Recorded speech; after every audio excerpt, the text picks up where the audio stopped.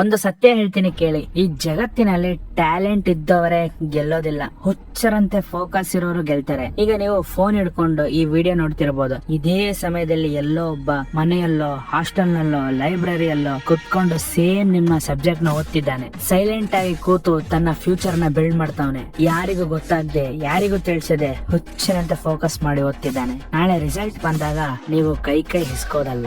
ನೀವು ಒಂದು ತುಂಬಾ ಒಳ್ಳೆ ವಿಡಿಯೋನ ಕ್ಲಿಕ್ ಮಾಡಿ ಬಂದಾಯ್ತಲ್ವಾ, ಈಗ ಈ ವಿಡಿಯೋದಲ್ಲಿ ಹೇಳುವ ಪ್ರತಿಯೊಂದು ಪಾಯಿಂಟ್ಸ್ ಅನ್ನು ಚಾಚು ತಪ್ಪದೇನೆ ಮಾಡಬೇಕು. ವಿಡಿಯೋವನ್ನ ನೀವು ಕೊನೆವರೆಗೂ ನೋಡಿದ್ರೆ ಅಂದ್ರೆ ನಿಮಗೆ ಒಂದು ಮೈಂಡ್ ಸೆಟ್ ಹುಚ್ಚರಂತೆ ಯಾವ ರೀತಿ ಫೋಕಸ್ ಮಾಡಿ ಓದೋದು ಅಂತ ನೀವು ತಿಳ್ಕೊಳ್ತೀರಾ. ನಿಮಗೆ ಒಂದು ಆಶ್ಚರ್ಯ ಆಗ್ಬೋದು, ಏನು ಹುಚ್ಚರಂತೆ ಅಂತ ವಿಡಿಯೋದ ಎಂಡ್ ಅಲ್ಲಿ ನಿಮಗೆ ಗೊತ್ತಾಗುತ್ತೆ. ಈ ವಿಡಿಯೋದಲ್ಲಿರೋ ಪ್ರತಿಯೊಂದು ಪಾಯಿಂಟ್ ಕೂಡ ತುಂಬಾ ಅದ್ಭುತವಾಗಿದೆ. ನಾನು ಓದ್ಬೇಕಾಗಿದ್ರೆ ಈ ರೀತಿ ನನಗೆ ಯಾರು ಟಿಪ್ಸ್ ಮತ್ತೆ ಟ್ರಿಕ್ ಗಳನ್ನ ಹೇಳ್ಕೊಡೋರಿದ್ರೆ ನಾನು ಇನ್ನೂ ಮುಂದುವರೆದಿರುತ್ತಿದ್ದೆ. ಏನ್ ಸರ್ ಹಂಗಂದ್ರೆ ಯಾವಾಗ್ಲಿಂದ ಹೇಳ್ತಿದ್ರಲ್ಲ ಹುಚ್ಚರಂತೆ ಅಂತ, ಹಂಗಂದ್ರೆ ಏನು, ಹೇಗ್ ಓದ್ಬೇಕು ಹೇಳಿ? ನೋಡಿ ವಿದ್ಯಾರ್ಥಿಗಳೇ, ಹುಚ್ಚರಂತೆ ಅಂದ್ರೆ ನಮ್ಮ ಪ್ರಕಾರ ಹುಚ್ಚಾರ ಅಂದ್ರೆ ಹೇಗೆ ಇರ್ತೀರ ಆ ರೀತಿ ಅಲ್ಲ. ನೋಡಿ ಅದರ ಅರ್ಥ 24 ಗಂಟೆನೂ ನೀವು ಪುಸ್ತಕ ಎತ್ಕೊಂಡು ಕೂತ್ಕೊಳ್ಳಿ ಅಂತಾನೂ ಅಲ್ಲ. ಹಾಗಾದ್ರೆ ಒಂದು ಸಿಂಪಲ್ ಸಣ್ಣ ಡೆಫಿನೇಷನ್ ಕೊಡ್ತೀನಿ ನೋಡಿ. ಸುಸ್ತ್ ಆದರೂ ಮುಂದುವರೆಯುವ ಮೈಂಡ್ ಸೆಟ್, ಮೂಡ್ ಇಲ್ಲದಿದ್ದರೂ ಓದುವ ಮೈಂಡ್ ಸೆಟ್. ಇನ್ನು ನೀವು ಈ ವಿಡಿಯೋನ ಪೂರ್ತಿ ನೋಡಿ ನಿಮಗೆ ಅರ್ಥ ಆಗುತ್ತೆ ಏನು ಅಂತ. ಕೆಲವು ವಿದ್ಯಾರ್ಥಿಗಳ ಅಳಲು ಹೇಗಿದೆ ಅಂದ್ರೆ ತುಂಬಾ ದುಃಖದಲ್ಲಿದ್ದಾರೆ, ಭಯ ಆಗ್ತಿದೆ, ಎಲ್ರು ಚೆನ್ನಾಗ್ ಓದ್ತವ್ರೆ, ನಾನ್ ಮಾತ್ರ ಯಾಕೆ ಓದ್ತಿಲ್ಲ, ಓದಿದ್ರು ಮರ್ತೋಗ್ತಿದೆ, ಫೇಲ್ಯೂರ್, ಹಣಕಾಸಿನ ತೊಂದ್ರೆ, ಜನರು ಮಾಡ್ತಾರೆ ಇನ್ಸಲ್ಟ್, ಕಡಿಮೆ ಮಾರ್ಕ್ಸ್ ಬೇರೆ, ನನ್ನನ್ನ ಇನ್ನೊಬ್ರ ಜೊತೆ ಕಂಪೇರ್ ಮಾಡ್ತಾರೆ, ಅದು ತುಂಬಾ ಅವಮಾನ ಆಗುತ್ತೆ, ಮತ್ತೆ ಪ್ರತಿದಿನ ಕೂಡ ಮಲಿಕೊಳ್ಬೇಕಾದ್ರೆ ಭವಿಷ್ಯದ ಭಯ, ನಾನು ಹೀಗೆ ಹೋದ್ರೆ ಏನ್ ಮಾಡೋದು. ನೋಡಿ ಇದು ಪ್ರತಿಯೊಬ್ಬ ವಿದ್ಯಾರ್ಥಿಗಳಿಗೆ ಕಾಮನ್ ಚಿಂತೆ, ಆದ್ರೆ ನೀವು ಎದುರ್ಕೊಳ್ಬೇಡಿ. ಇವಾಗ ನಾನು ಒಂದು ಸಿಂಪಲ್ ಟಾಸ್ಕ್ ಹೇಳ್ತೀನಿ, ಅದನ್ನ ಮಾಡಿ. ಒಂದು ಬುಕ್ ಮತ್ತೆ ಒಂದು ಪೆನ್ ಎತ್ಕೊಳ್ಳಿ. ಎತ್ಕೊಂಡು ಮೊದಲು ನಿಮ್ಮ ತಂದೆ ಮತ್ತೆ ತಾಯಿಯ ಹೆಸರು ಬರೀರಿ. ಬರ್ದ್ರಾ?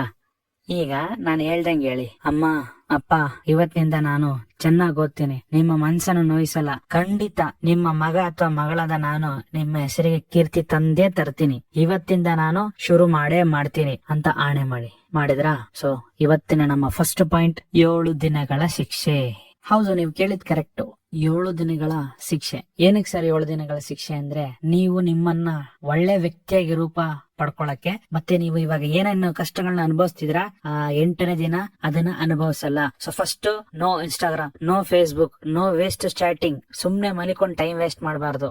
ರಾತ್ರಿ ಮಾತ್ರ ನಿದ್ದೆ, ಅನಗತ್ಯವಾಗಿ ಹೊರಗಡೆ ಓಡಾಡಬಾರ್ದು. ಈ ಎಲ್ಲಾ ವೇಸ್ಟ್ ಸಮಯದಲ್ಲಿ ನೀವ್ ಇಷ್ಟು ದಿನ ಕಳಿತಿದ್ರೆ ಇದನ್ನೆಲ್ಲ ಡಿಲೀಟ್ ಮಾಡಿ ಈ 7 ದಿನಗಳಲ್ಲಿ ಬರೀ ಓದೋದೇ ಕೆಲ್ಸ ನಿಮ್ದು. ಓದೋದು ಇದನ್ನ ಬಿಟ್ಟು ಬೇರೆ ಕೆಲ್ಸ ವೇಸ್ಟ್ ಕೆಲ್ಸ ಯಾವ್ದು ಮಾಡಬಾರ್ದು. ಇದನ್ನ ಕಂಟಿನ್ಯೂ ಆಗಿ ಕಂಪ್ಲೀಟ್ ಆಗಿ ಫಾಲೋ ಮಾಡಿ 8ನೇ ದಿನ ಬಂದು ಈ ವಿಡಿಯೋ ಕೆಳಗಡೆ ಕಮೆಂಟ್ ಮಾಡಿ ಏನು ಫೀಲಿಂಗ್ ಡಿಫ್ರೆನ್ಸ್ ಆಗ್ತಿದೆ ನಿಮ್ಗೆ, ನೀವ್ ಹೇಗ್ ಫೀಲ್ ಮಾಡ್ತಿದೀರಾ ಅನ್ನೋದು ಎಲ್ಲ ಆಡಿಯನ್ಸ್ ಗೊತ್ತಾಗ್ಲಿ. ಯಾಕಂದ್ರೆ ಅಷ್ಟು ಸುಲಭ ಅಲ್ಲ 7 ದಿನ ಮಾಡೋದು. ಆದ್ರೆ ನೀವು ಮಾಡಿದ್ರೆ ಖಂಡಿತವಾಗ್ಲು ನೀವು ಟಾಪರ್ ಆಗೋದು ಡೌಟೇ ಬೇಡ. ನೋಡಿ ನಾವು ಕೂಡ ಮನುಷ್ಯರು, ಸಡನ್ ಆಗಿ ನೀವು ಇದನ್ನೆಲ್ಲ ಬಿಟ್ಟು ಇರಕ್ಕಾಗಲ್ಲ. ಒಂದ್ 2-3 ದಿನ ಕಷ್ಟ ಆಗುತ್ತೆ, ಪರವಾಗಿಲ್ಲ ಮಾಡಿ. ನಿಮ್ಮ ಲೈಫ್ ಚೆನ್ನಾಗೋಸ್ಕರ ತಾನೆ, ಬೇರೆ ಯಾರಿಗೂ ಮಾಡ್ತೀರಾ? ನಿಮ್ಮ ತಂದೆ ತಾಯಿಗೋಸ್ಕರ ನಿಮಗೋಸ್ಕರ ಮಾಡ್ಕೊಳ್ತಿದ್ದೀರಾ? ಖಂಡಿತವಾಗ್ಲೂ ರಿಸ್ಕ್ ತಗೊಳ್ಳಿ. ರಿಸ್ಕ್ ತಗೊಂಡ್ರೇನೆ ನೀವು ಲೈಫ್ ಅಲ್ಲಿ ಉದ್ಧಾರ ಆಗೋದು. ನೋಡಿ ನಿಮ್ಗೊಂದು ಕತೆ ಹೇಳ್ತೀನಿ. ಒಬ್ಬ ದೊಡ್ಡ ಕೋಟ್ಯಾಧಿಪತಿ ತನ್ನ ಮನೆಯಲ್ಲಿ ಒಂದು ದೊಡ್ಡ ಪಾರ್ಟಿನ ಆರ್ಗನೈಸ್ ಮಾಡಿಸ್ತಾನೆ. ತನ್ನ ಎಲ್ಲಾ ಸ್ನೇಹಿತರನ್ನ ಇನ್ವೈಟ್ ಮಾಡ್ತಾನೆ. ಪಾರ್ಟಿ ಚೆನ್ನಾಗಿ ನಡೀತಾ ಇರುತ್ತೆ. ಮಧ್ಯದಲ್ಲಿ ಎದ್ದು ನಿಂತ್ಕೊಂಡು ಅನೌನ್ಸ್ ಮಾಡ್ತಾನೆ, ಎಲ್ರು ಕೇಳ್ರಪ್ಪ,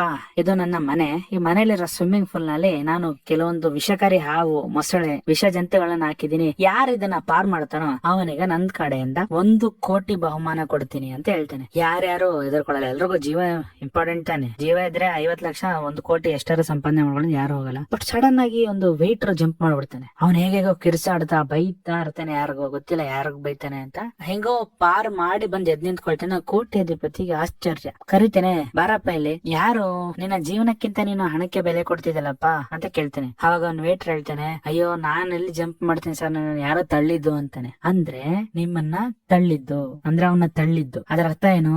ನಾನು ಇವಾಗ ನಿಮ್ಮನ್ನ 7 ದಿನದ ಶಿಕ್ಷೆಗೆ ತಳ್ತಾ ಇರೋದು. ಇದರಿಂದ ನಿಮಗ್ ಬೆನಿಫಿಟ್ ಇದೆ, ನೀವ್ ಮಾಡಿ. ಇನ್ನೊಂದು ವಿಷಯ ನೀವು ಈ ಸ್ಟೋರಿಲಿ ಅರ್ಥ ಮಾಡ್ಕೊಳ್ಳಿ. ಆ ವೇಟರ್ ಗೊತ್ತಿರ್ಲಿಲ್ಲ ನಾನ್ ಪಾರ್ ಮಾಡ್ತೀನೋ ಮಾಡಲ್ಲ ಅಂತ. ಹಿಂದೆಯಿಂದ ಯಾರೋ ಅವನಿಗೆ ಒಂದು ಪುಷ್ ಮಾಡ್ತಾರೆ, ತಳ್ತಾರೆ. ಅವನಿಗೆ ಅವಾಗ ಗೊತ್ತಾಗುತ್ತೆ ಅವನ ಟ್ಯಾಲೆಂಟ್ ಏನಂತ. ಈ 7 ದಿನಗಳಲ್ಲಿ ನಿಮಗೆ ಗೊತ್ತಾಗುತ್ತೆ ನಿಮ್ಮ ಟ್ಯಾಲೆಂಟ್ ಏನಂತ. ನೀವು ನಿಮಗೆ ಗೊತ್ತಿಲ್ದೇನೆ ಪಾಪ Instagram, Facebook, chatting, waste of time, ಮನಿಕೊಳ್ಳೋದು ಎಲ್ಲದ್ರಿಂದ ನಿಮ್ಮ ನಿಜವಾದ ಟ್ಯಾಲೆಂಟ್ ಅನ್ನ ನಿಮಗೆ ಗುರ್ತಿಸಕ್ ಆಗ್ತಿಲ್ಲ. ಸೊ ಇದನ್ನ 7 ದಿನದ ಕಠಿಣ ಶಿಕ್ಷೆನ ಅನುಭವಿಸಿ 8ನೇ ದಿನದಿಂದ ಚೇಂಜ್ ಆಗಿ. ಇದರಿಂದ ಏನ್ ಬೆನಿಫಿಟ್ ಅಂದ್ರೆ ಮಾಡಿದ್ರೆ ನಿಜವಾದ ಹುಚ್ಚತನ ಹೋಗುತ್ತೆ ನಿಮಗೆ. ಯಾವ್ದ್ರದ್ದು? ಇನ್ಸ್ಟಾಗ್ರಾಮ್ದು, ಫೇಸ್ಬುಕ್. ಈ ಹುಚ್ಚತನ ಹೋದ್ರೆ ನಿಜವಾದ ನಿಮಗೆ ಬೇಕಾಗಿರೋ ಹುಚ್ಚತನ ಬರುತ್ತೆ.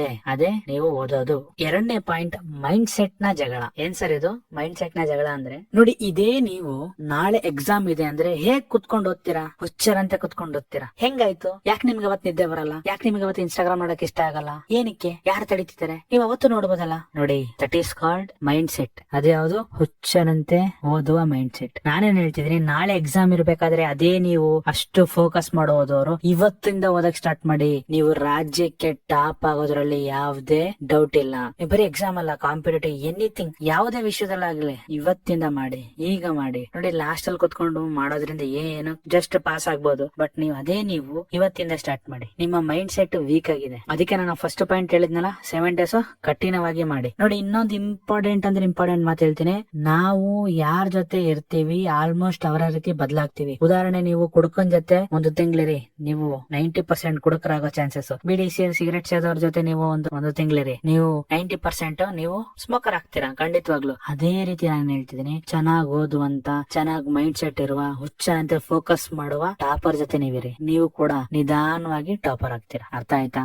ಇವಾಗ ನಮ್ಮ 3ನೇ ಪಾಯಿಂಟ್, ದ 15 days ಚಾಲೆಂಜ್. ಇದು ನಾನು ಪರ್ಸನಲ್ ಆಗಿ ನಿಮಗೆ ಒಪಿನಿಯನ್, ನನ್ನ ತುಂಬಾ ಫೇವರೇಟ್ ಟಿಪ್ ಇದು. ಏನಂದ್ರೆ, ನೀವು ಪ್ರಪಂಚದಲ್ಲಿ ಏನು ಸಾಧನೆ ಮಾಡ್ಬೇಕು ಅಂದ್ರು ದ 15 days ರೂಲ್ ಮುಂದೆ ಬರುತ್ತೆ. ಫಾರ್ ಎಕ್ಸಾಂಪಲ್, ನೀವು ಇವಾಗ ನಿಮಗೆ ಓದೋ ಅಭ್ಯಾಸ ಇಲ್ಲ ಅಂತ ಅನ್ಕೊಳ್ಳಿ. ನೀವು ಓದೋ ಅಭ್ಯಾಸನ ತರಬೇಕು ಅಂದ್ರೆ ಕಂಟಿನ್ಯೂ ಆಗಿ ನೀವು 15 ದಿನ ಸೇಮ್ ಟೈಮ್ ಅಲ್ಲಿ ಓದಿ, 16ನೇ ದಿನದಿಂದ ನಿಮಗೆ ಓದಕ್ ಇಷ್ಟ ಇಲ್ಲ ಅಂದ್ರೂ ನಿಮ್ಮ ಮೈಂಡ್ ನಿಮ್ಮನ್ನ ಬಿಡಲ್ಲ.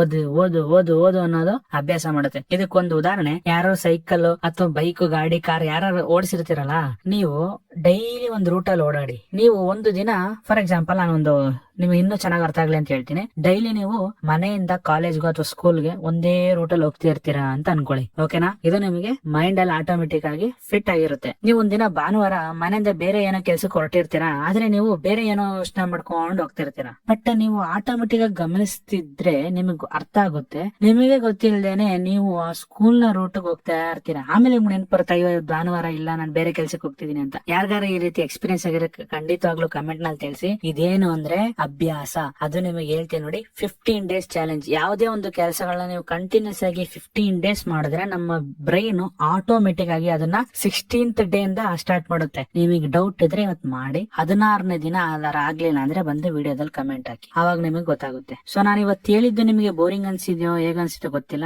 ಆದ್ರೆ ತುಂಬಾ ಪ್ರಾಕ್ಟಿಕಲ್ ರಿಸಲ್ಟ್ ಇರುವ ಒಂದು ಪಾಯಿಂಟ್ಸ್ ಗಳನ್ನ ಹೇಳಿದೀನಿ. ನೀವು ಇದನ್ನ ಹೇಗೆ ತಗೊಳ್ತೀರಾ, ಹೇಗ್ ಮಾಡ್ತೀರಾ ಅಂತ ಗೊತ್ತಿಲ್ಲ, ಆದ್ರೆ ಖಂಡಿತವಾಗ್ಲೂ ಮಾಡಿ ರಿಸಲ್ಟ್ ನ ತಗೊಂಡ್ ಬನ್ನಿ. ಓಕೆನಾ? ಇವತ್ತಿನ ಈ ವಿಡಿಯೋ ಇಷ್ಟ ಆಗಿದ್ರೆ ದಯವಿಟ್ಟು ಲೈಕ್ ಮಾಡಿ, ಸಬ್ಸ್ಕ್ರೈಬ್ ಮಾಡಿ. ಮತ್ತೆ ನಿಮ್ಮ ಅನಿಸಿಕೆಗಳು ಏನಾರು ಇದ್ರೆ ದಯವಿಟ್ಟು ಕಮೆಂಟ್ ಬಾಕ್ಸ್ ನಲ್ಲಿ ತಿಳಿಸಿ. ಹಾಗಾದ್ರೆ ಮತ್ತೆ ಒಂದು ವಿಡಿಯೋದಲ್ಲಿ ಸಿಗೋಣ. ಬಾಯ್ ಬಾಯ್.